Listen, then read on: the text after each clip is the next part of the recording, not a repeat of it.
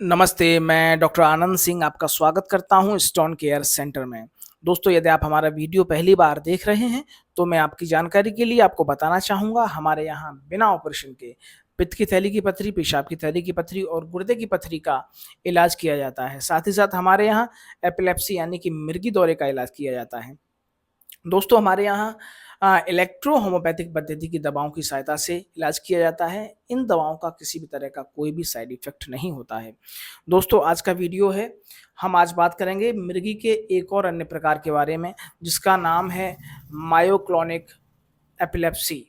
तो दोस्तों, myoclonic epilepsy दौरा क्या होता है, इसको समझने के लिए आपको वीडियो पूरा देखना पड़ेगा। तो चलिए दोस्तों, वीडियो शुरू करते हैं। दोस्तों, अब हम बात करेंगे मायोक्लोनिक एपिलेप्सी के बारे में। दोस्तों, किसी भी व्यक्ति को जब मायोक्लोनिक एपिलेप्सी के दौरे पड़ते हैं, तो ऐसी स्थिति में उस व्यक्ति के किसी एक विशेष अंग में झटके आना शुरू होते हैं। चाहे वो किसी एक हाथ की तरफ झटके आना शुरू हों या सर में किसी एक तरफ झटके आना शुरू हों, एक प्रकार से व्यक्ति को झटके आते हैं। और जिसको ये झटके आ रहे हैं, यानी कि जो मरीज है, वो पूर्णतः होश में भी रहता है। ऐसा नहीं है कि वो बेहोश हो जाता हो, इसमें बेहोश नहीं होता है, ना ही जैसे कि दाँती जो एक प्रकार से एक प्रकार से जबड़ा बंद हो जाता है, तो ऐसा भी नहीं होता है, आँखें भी बंद नहीं होती हैं। व्यक्ति को पूरा होश रहता है, लेकिन वो जो उसको झटके आ रहे हैं, मान लीजिए जैसे ये हाथ है, ऐसे ऐसे झटक रहा है, तो वो इस पर कंट्रोल नहीं कर पाएगा, या फिर सर ऐसे झटक रहा है, ऐसे इस तरीके से। तो जब भी इस तरीके के कोई दौरे आते हैं, तो व्यक्ति उन पर कंट्रोल नहीं कर पाता है और ऐसे में व्यक्ति बहुत चिड़चिड़ा हो जाता है, हठीला हो जाता है, वो खुद को नुकसान पहुँचा सकता है या फिर चीज़ों को इधर-उधर फेंक सकता है। तो ये सारे लक्षण होते हैं मायोक्लोनिक एपिलेप्सी के।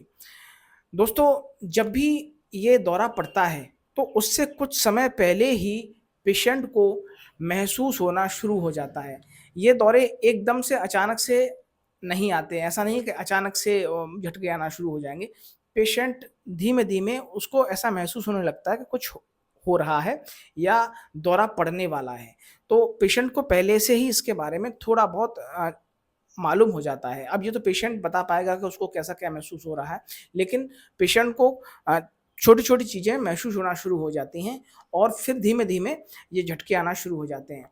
हाथ की तरफ एक झटका, मतलब एक एक हाथ में झटका लगने लगे, या फिर जो कंधा है इस पर झटका लगने लगे, या फिर सर पे झटका लगने लगे।